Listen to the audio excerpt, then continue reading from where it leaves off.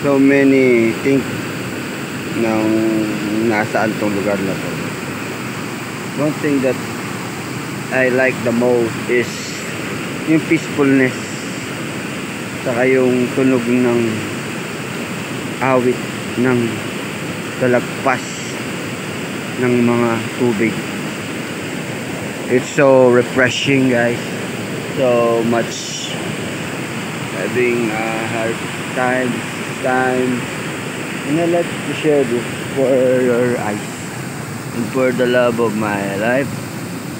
And I love to share this just knowing na napaka-grateful na mga time na to. Grateful lang kasi ito yung mga panahon na hindi pa siya nasa season pa tayo ng ano, hindi pa bumabagyo. Yung bagyo to, abot yun sa taas na to.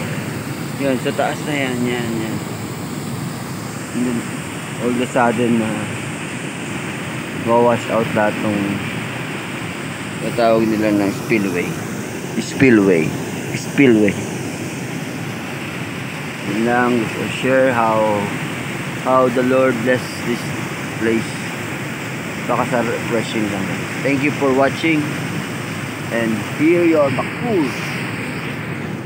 channel. Woo, thank you guys. With your life while it's here. Woo.